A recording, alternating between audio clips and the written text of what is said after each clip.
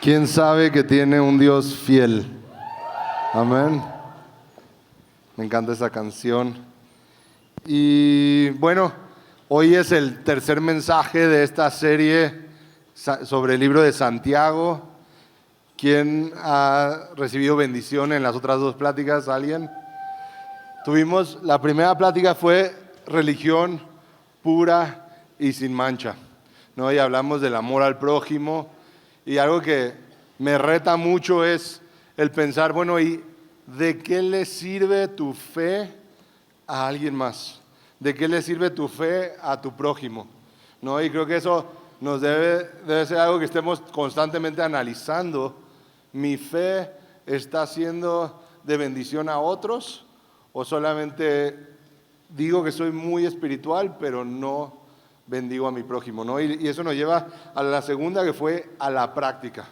Si yo escucho y no lo pongo en práctica, me engaño a mí mismo.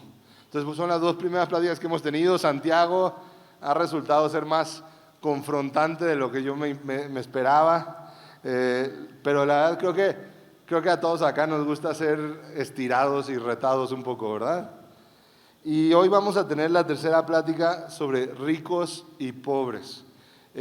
Y la próxima semana tenemos la cuarta plática, que es pruebas y tentaciones. Entonces va a estar increíble. Yo te invito, no te pierdas el siguiente domingo este mensaje de pruebas y tentaciones. Y hoy tenemos una chamba intensa delante de nosotros, que es estudiar qué dice la Biblia sobre ricos y pobres.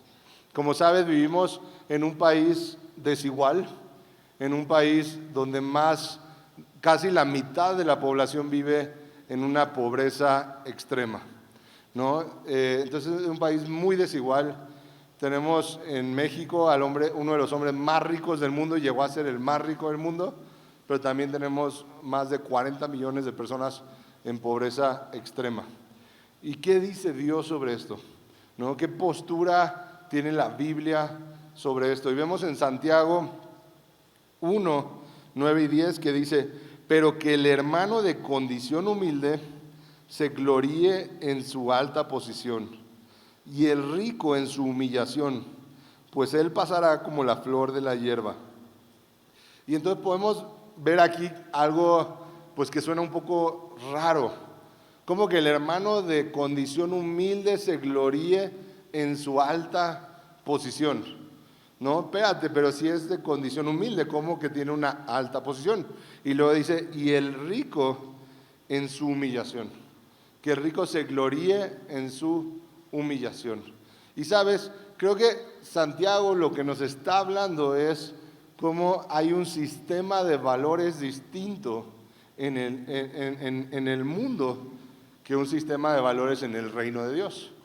En el mundo tú vales de acuerdo a lo que tienes. Tú vales de acuerdo a la posición económica, a la posición social, a la carrera, al reconocimiento que tú has logrado. Tú vales de acuerdo a lo que tienes. En el mundo, pues mucho se trata de dónde vives, qué carro manejas, qué ropa utilizas, a dónde vacacionas. Mucho se trata de los lujos que tú tienes. Pero en el reino de Dios es diferente. Entonces nos dice, el de humilde condición gloríese en su alta posición.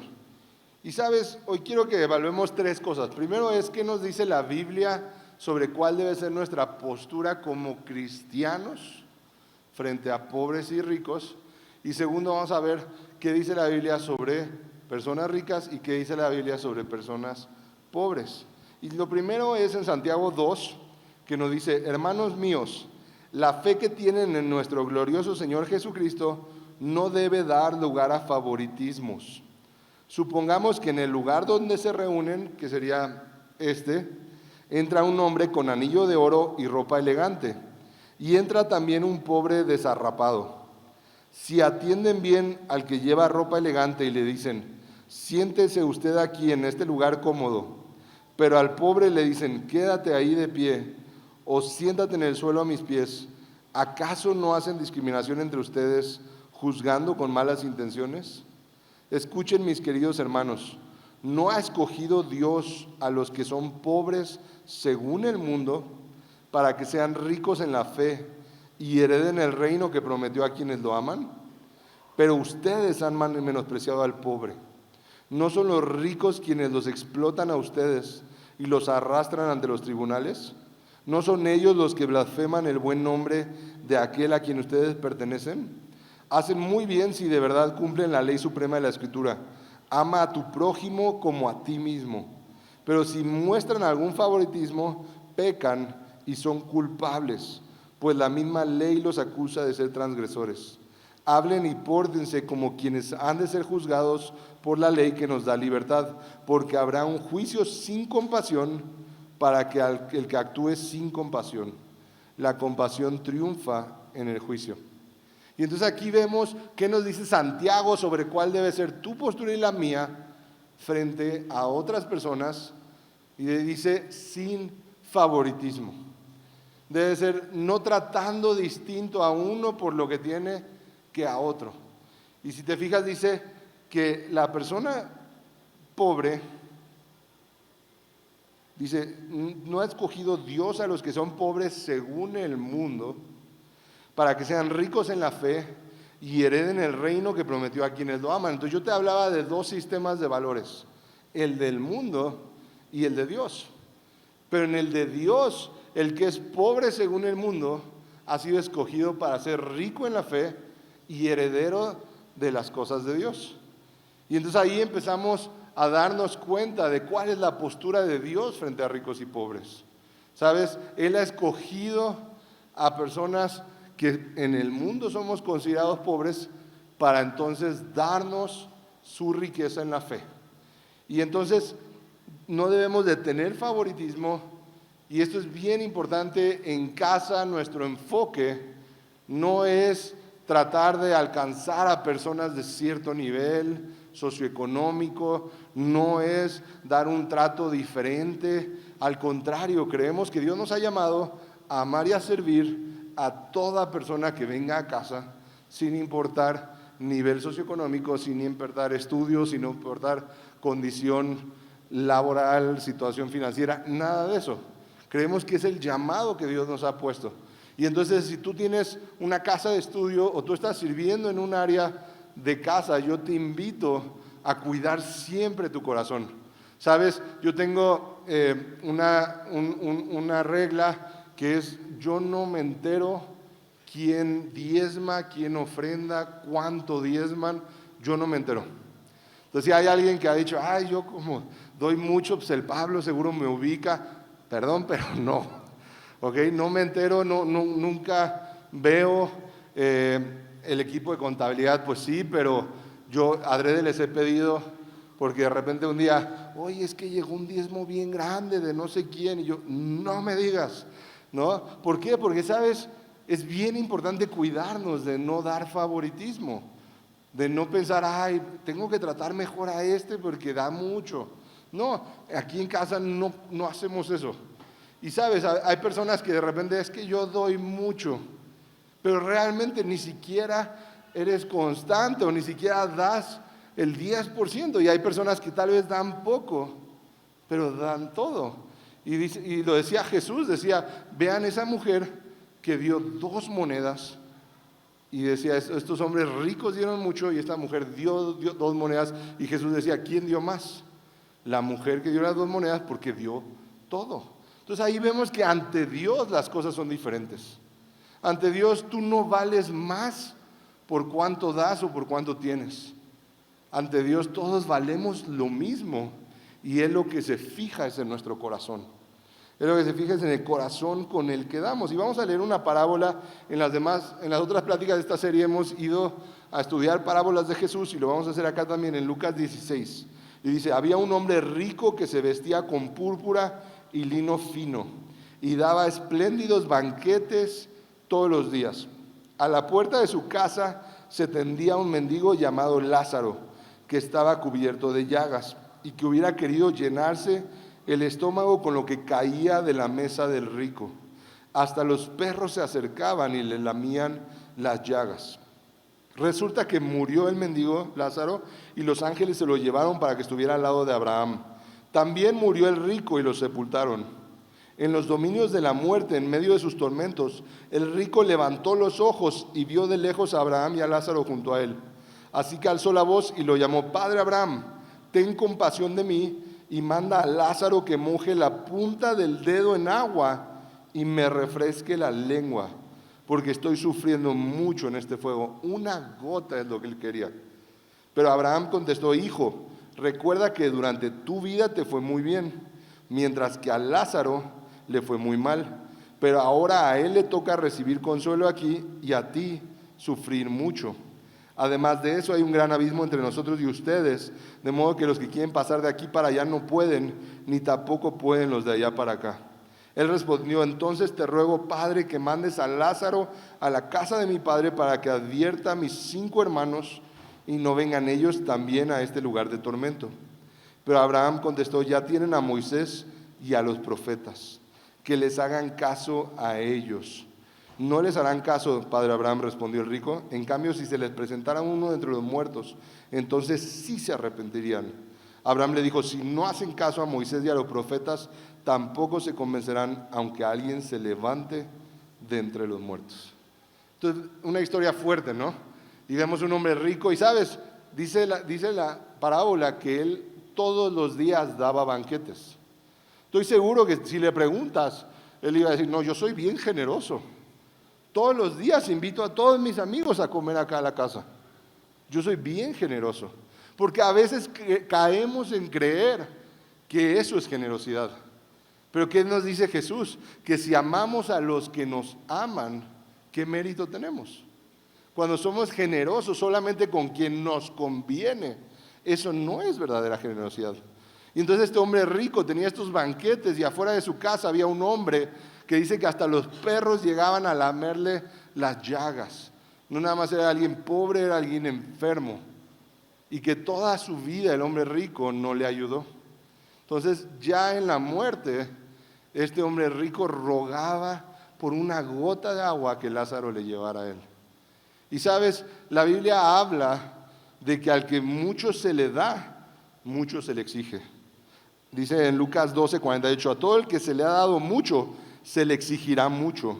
Y al que se le ha confiado mucho, se le pedirá aún más. Y entonces déjame decirte, de lo que Dios te ha dado, tú tienes un privilegio del cual vas a tener que dar cuentas. Y el concepto de privilegio es algo que el mundo entero ha tenido que aprender a la mala. Porque, ¿sabes?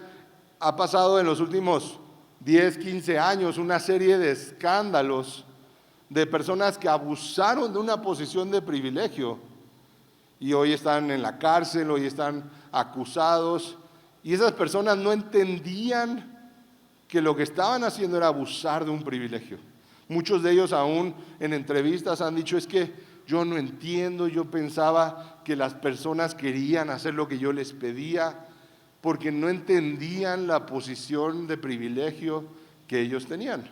Y la Biblia nos dice: al que mucho se le da, mucho se le exige. Esta misma semana, seguro lo viste en redes sociales, un chavo llega y golpea a un guardia de seguridad. Y aún el papá lo entrevistan y dicen: pues es que el guardia de seguridad lo provocó. Tuvo malas actitudes con él y lo provocó, ¿no? Y ahí es no entender la situación de privilegio. ¿Sabes? El guardia de seguridad, él lo único que estaba buscando hacer era llevar dinero a su casa.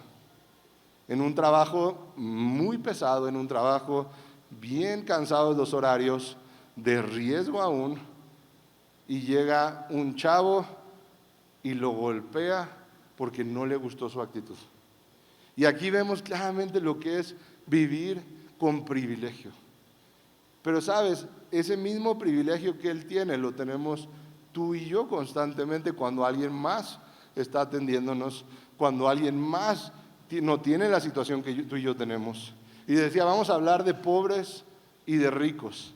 Y algo que quiero que reflexionemos tú y yo es que todos Hay personas ante quienes somos pobres y hay personas ante quienes somos ricos. Tal vez tú dices, es que yo no me siento rico, pero tienes que poder reconocer que hay personas que tienen menos que tú. Y ante esas personas, tu situación es privilegiada. También puedes decir, oye, es que yo soy bien rico, pero te puedo asegurar que podemos encontrar personas que tienen mucho más que tú y que piensan que para ellos tú eres pobre. Entonces los dos podemos estar en las dos situaciones, situación de pobreza y situación de riqueza, sobre todo comparándonos con la situación de alguien más. Entonces tenemos que aprender de lo que la palabra dice para ricos y para pobres.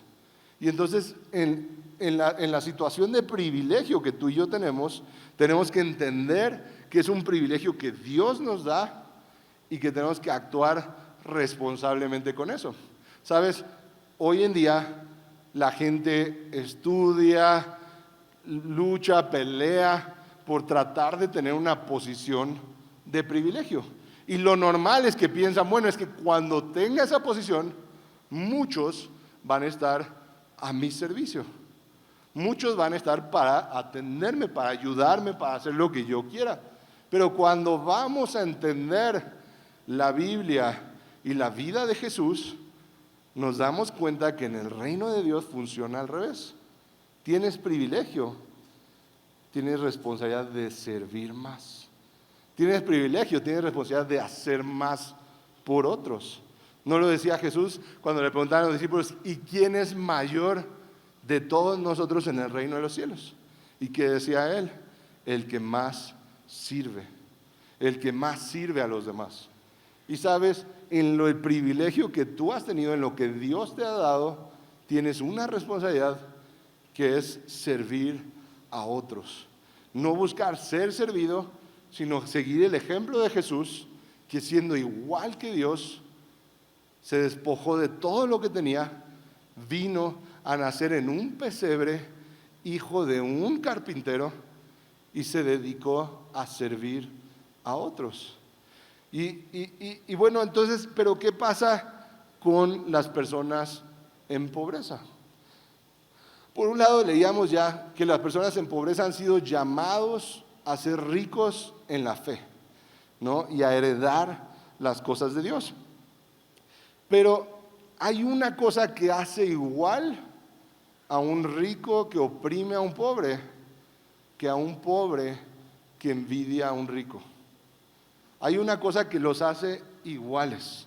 ¿Y sabes qué es? Es el amor al dinero. El amor al dinero los hace iguales. Tiene el mismo amor al dinero el rico que piensa que por ser rico puede oprimir a otro, que el pobre que vive enojado porque el rico tiene y él no. Lo que tienen igual es amor al dinero. Y nos dice la Biblia, 9 Timoteo 6, 10, porque el amor al dinero es la raíz de toda clase de males. El amor al dinero es la raíz de toda clase de males. Y entonces tienen por igual la persona rica y la persona pobre que envidia y la persona rica que oprime el amor al dinero. Y quiero platicarte un poco más del contexto en la que lo dice 1 Timoteo. Dice, si alguien enseña falsa doctrina, apartándose de la sana enseñanza de nuestro Señor Jesucristo y de la doctrina que se ciñe a la verdadera religión, es un obstinado que nada entiende. Ese tal, esto no es para ustedes, ¿ok? Si no les queda el saco, nadie se lo ponga, no se enojen luego conmigo y digan, ese Pablo es bien manchado, no. Pero dice, ese tal padece del afán enfermizo de provocar discusiones inútiles que generan envidias, discordias, insultos, sospechas malvadas y altercados entre personas de mente depravada, carentes de la verdad. Esto está fuerte. Este es de los que piensan que la religión es un medio de obtener ganancias. Es cierto que con la verdadera religión se obtienen grandes ganancias, pero solo si uno está satisfecho con lo que tiene. Porque nada trajimos a este mundo y nada podemos llevarnos. Así que si tenemos comida y ropa, contentémonos con eso. Los que quieren enriquecerse caen en la tentación y se vuelven esclavos de sus muchos deseos. Estos afanes insensatos y dañinos hunden a la gente en la ruina y en la destrucción, porque el amor al dinero es la raíz de toda clase de males. Por codiciarlo, algunos se han desviado de la fe y se han causado muchísimos sinsabores. Tal es el amor al dinero que lleva a veces hasta a pervertir la enseñanza de la palabra como una manera para beneficiarse. ¿Por qué? Porque amamos el dinero más que las cosas de Dios y entonces buscamos usar la enseñanza para generar ganancias personales. Y está cañón porque, como dice, que con la verdadera religión se obtienen grandes ganancias, pero solo si uno está satisfecho con lo que tiene. Porque nada trajimos a este mundo y nada podemos llevarnos, así que tenemos comida y ropa, contentémonos con eso. ¿Cuál es la solución al amor al dinero? El contentamiento. El contentamiento.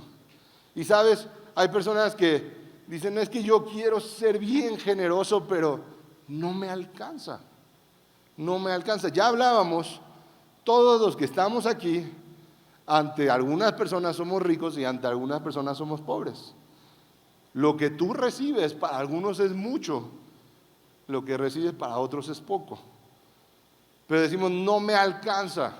Y decimos, Dios, es que si tú me dieras $1,000,000, yo diezmaría el 90%, que vivos, ¿no? Pues si al final quedas con más 100,000.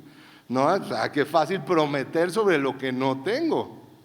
Pero aquí nos dice, el problema es que no estamos satisfechos con tener comida y ropa. No, bueno, pero ¿ropa de qué marca estamos hablando? ¿Hecha en México o en Italia?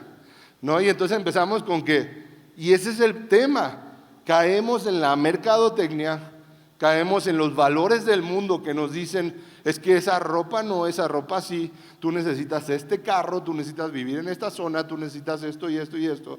Y entonces no hay dinero que alcance. He conocido personas que ganan más de $1,000,000 al mes y que no les alcanza. Y de verdad no te estoy mintiendo ni estoy exagerando. De verdad no les alcanza. ¿Por qué? Porque tú piensas, es que si me dieran este incremento de sueldo, si me movieran a esta nueva posición en el trabajo, entonces podría ayudar a otros. Pero te digo, ¿qué pasa? Que viene el incremento de sueldo y entonces, ¿sabes? ¿Cómo el nuevo director va a llegar en este carro? No, entonces necesito un mejor carro. Oye, entonces voy a mover a mi familia a una mejor zona. Entonces voy a cambiar a mis hijos a esta escuela. Entonces en el súper, ¿sabes qué? Pues ya compremos cosas de más calidad. Y el tema es que nos adaptamos muy rápido a ese incremento de sueldo, a ese incremento de ingresos, y otra vez no nos alcanza.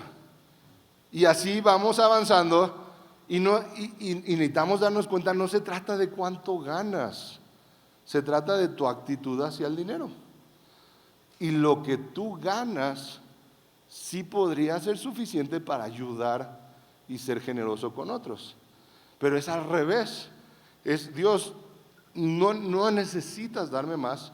Con lo que ya me das, yo voy a ver cómo le hago para dar más, para ser más generoso.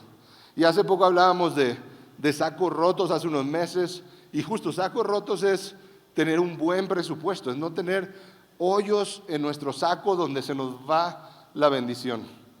Pero sabes, para Ana y para mí empezó a haber un reto de decir, es que queremos crecer en generosidad, queremos tener un presupuesto mensual para dar a otros, pero no nos alcanzaba. Entonces, ¿qué tenemos que hacer? Recortar gastos. ¿Qué estamos dispuestos a quitarnos? ¿Qué estamos dispuestos a dejar de hacer, a dejar de comprar? Porque queremos tener un presupuesto cada mes para bendecir a otros. Y sabes, ha sido una lucha constante, mes con mes, porque igual que tú tenemos eventualidades, tenemos cosas que no esperábamos y constantemente es, ¿a qué le doy prioridad? Oye, no, pues este mes no salió, pues no le vamos a poder ayudar a esta y esta persona. Y así es como naturalmente empezamos a pensar, pero tenemos que decidir no. ¿Por qué? Porque lo que Dios me ha dado, yo quiero ser responsable y quiero ser generoso con otras personas. Y entonces hay amor al dinero en nuestro corazón. ¿Nos motiva el amor al dinero? ¿O es mayor nuestro agradecimiento a Dios que nos da las cosas? ¿Cómo saber cuando hay amor al dinero? ¿Cuál es tu principal objetivo en la vida? ¿Qué es lo que más te mueve, en lo que más piensas, lo que más te esfuerzas? Si es conseguir más dinero, probablemente hay amor al dinero. ¿A qué es a lo que más dedicas tu tiempo? Oye, Pablo, pero pues es que tengo que cumplir con mis 48 horas. No, yo sé, pero estoy hablando de tu tiempo libre. Oye, es que no tengo tiempo para ir a ayudar a estas personas, no tengo tiempo para abrir una casa de estudio, no tengo tiempo para servir, no tengo tiempo para amar a mi familia, no tengo tiempo. Bueno, probablemente hay amor al dinero. Pero es que, Pablo, es que yo ya quiero comprar una mejor casa para mi familia.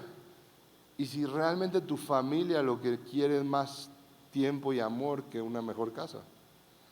Y si realmente tu familia lo que quiere es un mejor ejemplo tuyo que más bienes o más lujo. Tercero, envidio lo que otros tienen. Me hace enojar cuando a otro le va mejor. Probablemente hay amor al dinero. Creo que mi valor tiene que ver con lo que tengo o no. A veces me hace sentir menos cuando estoy con alguien que tiene más que yo. Tal vez en mi corazón hay amor al dinero. A veces me hace sentir más el estar con personas que tienen menos que yo. Tal vez en mi corazón hay amor al dinero. Mi generosidad es solo con los que me conviene. Probablemente hay amor al dinero. Me cuesta soltar el control económico. Probablemente hay amor al dinero. ¿Sabes? Hace poco yo estaba como con duda sobre mi diezmo y yo decía como es que, bueno, ya lo hemos comentado, a Ana y a mí nos está discipulando un matrimonio que es Andrés y Kelly, además de, obviamente que mis papás son la cabeza en casa, pero pues ustedes saben como que de repente que tu papá sea tu líder y tu mamá tu líder, pues como que no es tan fácil. O bueno, algunos de ustedes tal vez sí, porque son más obedientes que yo, pero a mí me costaba trabajo y como que decían, no, yo quiero mi relación con mis papás y aparte tener quien me esté discipulando. Entonces no están discipulando Andrés y Kelly. Y Ana y yo tomamos la decisión de empezar a dar nuestro diezmo hacia el ministerio de ellos. Y después fue como, no, porque pues es que pues en casa a veces pues falta y cómo lo vamos a dar allá. No es que sea muy grande nuestro diezmo ni nada, pero como que era como, bueno, pues no. Y entonces como que dudé y lo empecé a dar en casa otra vez. Y platicaba con un amigo y me decía, mira, es que lo que enseñamos del diezmo es que tú das el diezmo y no controlas en qué se usa, cómo se usa, que el diezmo no es algo que debes de tú decidir qué se hace sobre él. Y si tú das el diezmo en casa y tú supervisas las finanzas de casa, tú vas a estar controlando lo que pasa en él. Entonces, mejor dalo hacia afuera, dalo hacia un ministerio donde tú no decides las finanzas. Y entonces empezamos a hacerlo así, Ana y yo. Y obviamente era como, no, pero es que pues si yo voy a dar, pues que sea en casa. Pero a ver, ¿quién provee para casa? Dios. Y si yo actúo en fe y suelto el control, entonces Dios va a proveer. ¿Y cuánto puede proveer? Mucho más, pero tiene que haber fe en mi corazón para poder creer y entonces poder actuar en fe. Y sabes, fue una lección difícil porque a veces quiero controlar aún lo que pasa con mi generosidad. Yo quiero controlar lo que sucede con eso. Y la última es, tengo amor al dinero, siempre creo que la solución a mis problemas es más dinero. ¿Sabes? La solución a tu vida no es más dinero. Te decía, puedes cambiar de puesto, puedes crecer en ingreso y de todos modos, si hoy no te alcanza, no te va a alcanzar. Si hoy con lo que ganas no te alcanza, puedes ganar más y no va a ser suficiente, porque el problema no es cuánto ganas, el problema es cómo estás manejando lo que tienes. Pero cuando tenemos amor al dinero, creemos que siempre la solución es más dinero. Vemos otra parábola en Lucas 12. Dice, uno de entre la multitud le pidió: Maestro, dile a mi hermano que comparta la herencia conmigo. Hombre, respondió Jesús, ¿quién me nombró a mí juez o árbitro entre ustedes? Tengan cuidado, advirtió a la gente, absténganse de toda avaricia. La vida de una persona no depende de la abundancia de sus bienes. Entonces les contó esta parábola. El terreno de un hombre rico produjo una buena cosecha. Así que se puso a pensar, ¿qué voy a hacer? No tengo dónde almacenar mi cosecha. Por fin dijo, ya sé lo que voy a hacer. Derribaré mis graneros y construiré otros más grandes, donde pueda almacenar todo mi grano y mis bienes. Y diré, alma mía, ya tienes bastantes cosas buenas guardadas para muchos años. Descansa, come, bebe y goza de la vida. Pero Dios le dijo, necio, esta misma noche te van a reclamar la vida, ¿y quién se quedará con lo que has acumulado? Así sucede al que acumula riquezas para sí mismo en vez de ser rico delante de Dios. Entonces vemos a este hombre que tuvo un buen año y dice, me sobra, tengo más de lo que esperaba, ¿qué voy a hacer? Y decide hacer graneros más grandes donde guardar lo que tenía. En vez de decir, ¿sabes qué? Voy a abrir mis graneros y voy a compartir lo que tengo. Él dice, no, voy a hacer graneros más grandes donde guardar lo que yo tengo. Y sabes, ahorita se acercan las Navidades. Y una de las conversaciones clásicas de Navidad, ¿cuál es? Es qué onda con los terrenos del abuelo. ¿Qué va a pasar con los terrenos del abuelo? Y sí o no genera pleitos el tema de los terrenos del abuelo. Yo la verdad es que mi familia nunca ha sido de terrenos, entonces no me tocó esa parte. Pero aún mis abuelos vendieron su casa, ahora están viviendo en una casa de retiro, son felices porque tienen ahí muchos amigos con quienes jugar ajedrez, no sé qué. Y la verdad es que creo que fue muy bueno porque entonces no hay que pleito por la casa de los abuelos. No, que se lo gasten todo de aquí al resto que les quede de vida y ya si sobra algo, pues ahí vemos, ¿no? Pero la verdad que qué bueno que disfruten y no, pero a veces nuestra mentalidad es como, no, porque yo tengo que acumular y tengo que tener y tengo que dejar y no sé, y a veces lo único que dejamos son problemas. ¿Sabes? La herencia más valiosa que puedes dejarle a tu familia es saber confiar en la provisión de Dios. Saber confiar de que Dios es el proveedor de tu familia. Algo que he tenido mucho en mente últimamente es, o Dios es mi proveedor, o otra fuente es mi provisión y Dios no es mi proveedor. Porque a veces nos pasa que decimos, Dios es mi proveedor, pero llega un clientazo y nuestro corazón cambia y nos dedicamos a agradar al clientazo y vivimos con temor de perder ese cliente y el cliente se vuelve nuestro proveedor. En vez de decir, no, Dios es mi proveedor.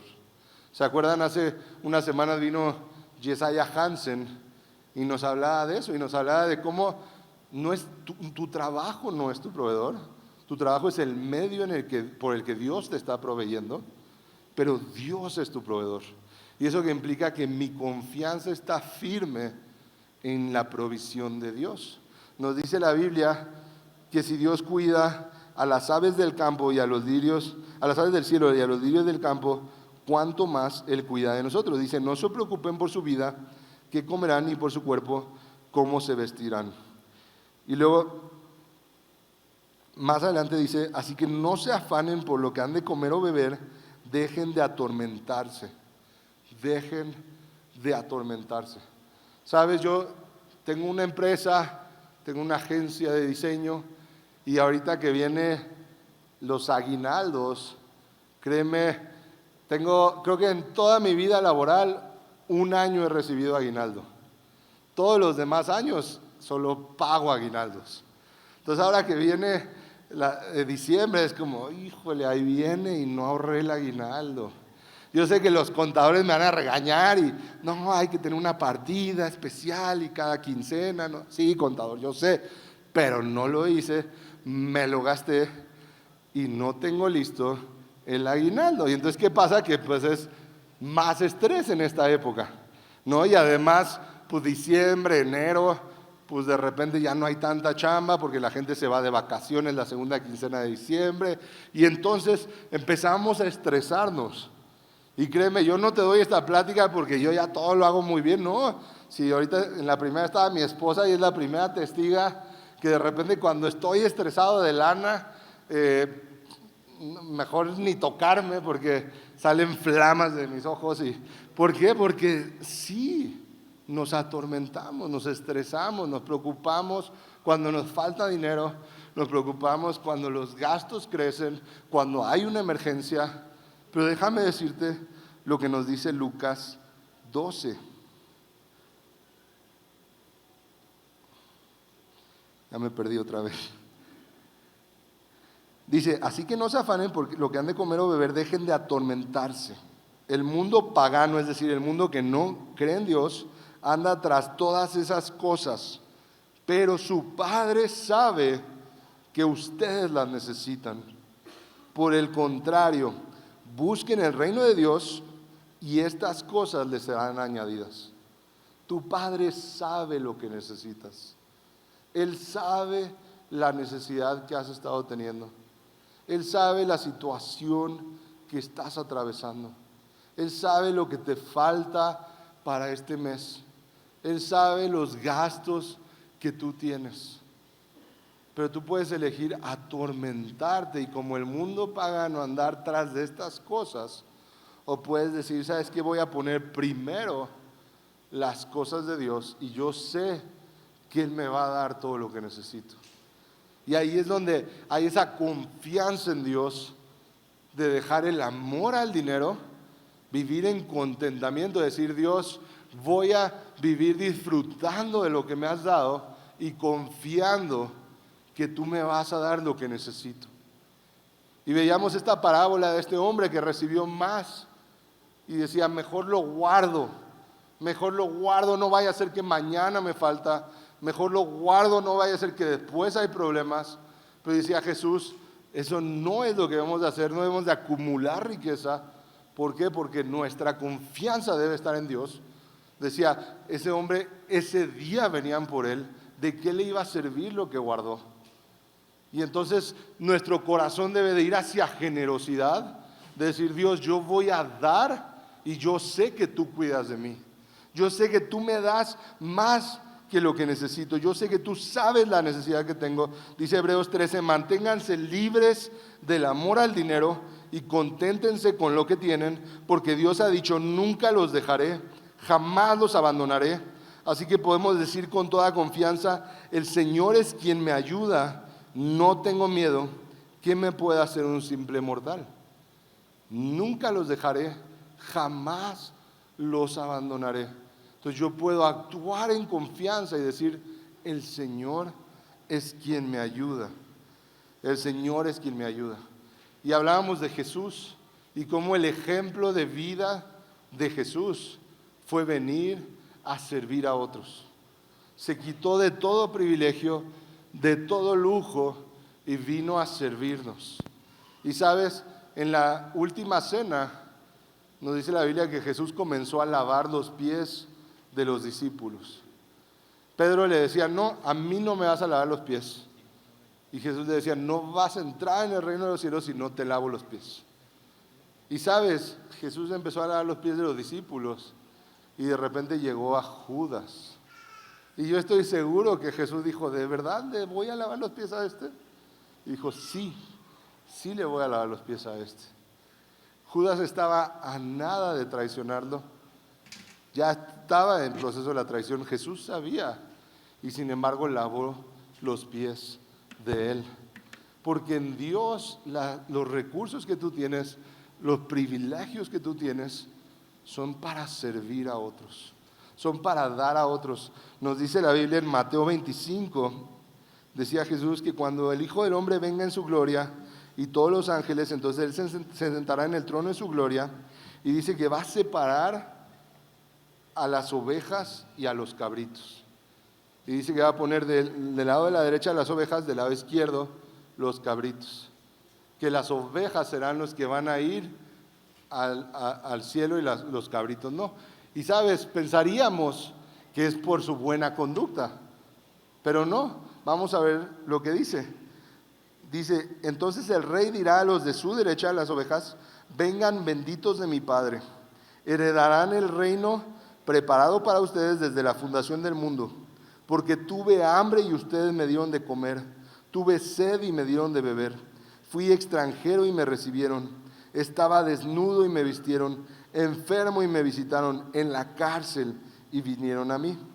Entonces los justos le responderán diciendo: Señor, ¿cuándo te vimos hambriento y te dimos de comer, o sediento y te dimos de beber? ¿Y cuándo te vimos como extranjero y te recibimos, o desnudo y te vestimos?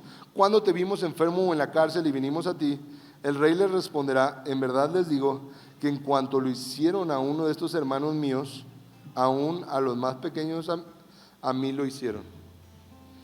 Y entonces a veces tú y yo venimos y adoramos y decimos: Jesús, es que yo te amo tanto. Y Jesús dice: sí, demuéstralo con los que están enfermos, con los que están desnudos, con los que están en la cárcel, con los que están hambrientos, con los que están sedientos. No es que yo te lo demuestro aquí con cuánto adoro.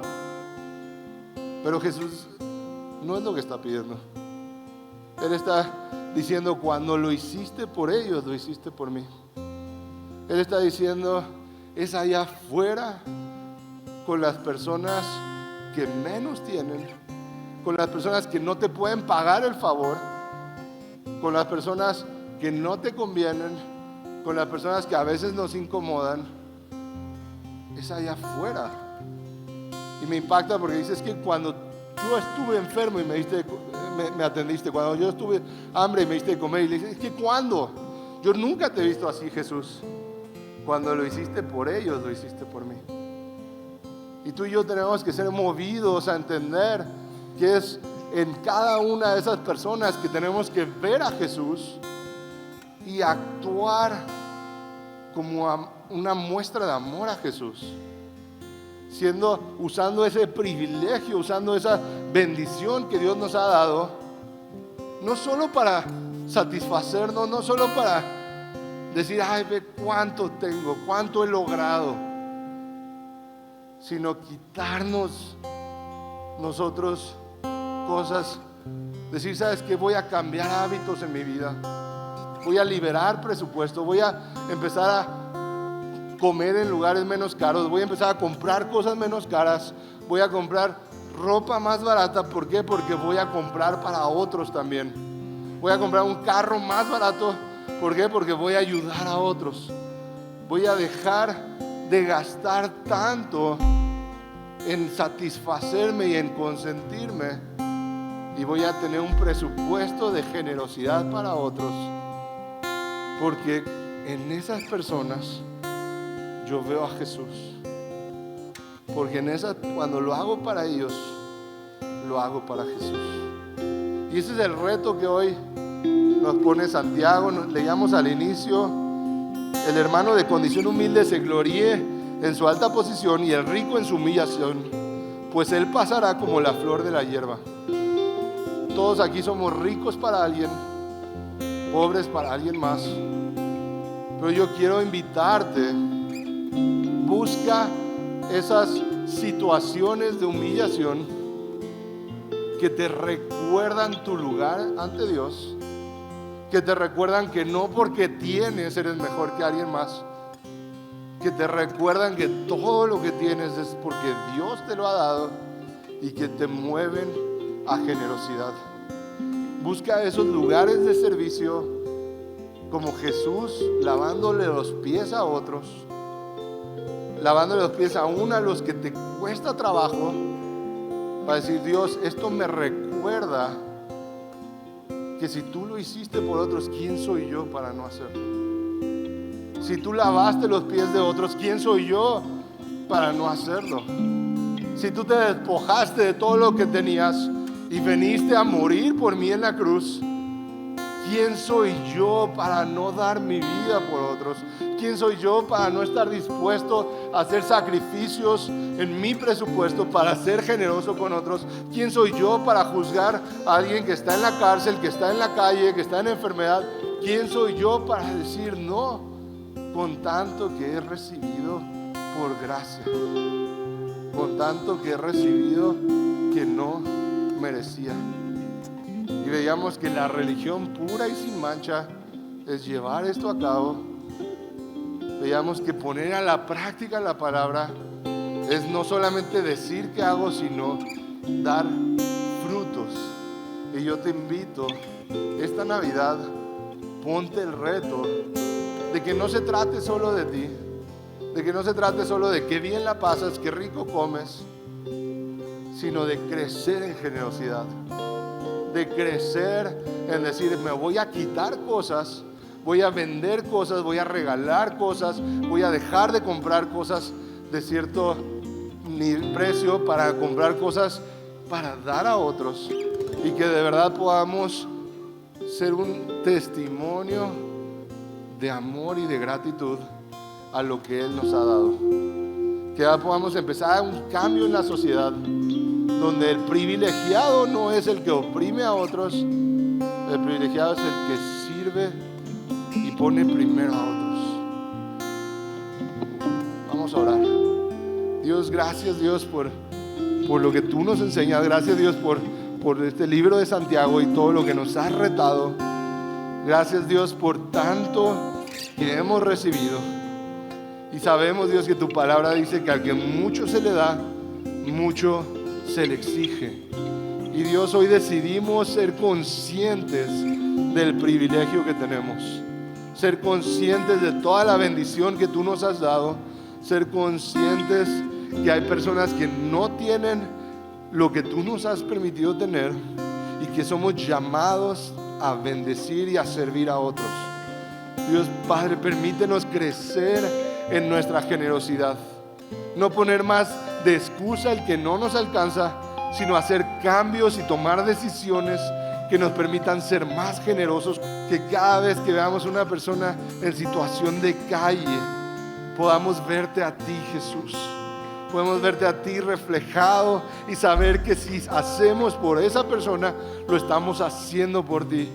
Que nuestro amor hacia ti no sea de palabras, sino de hechos. Se demuestre en nuestro amor y generosidad a otros.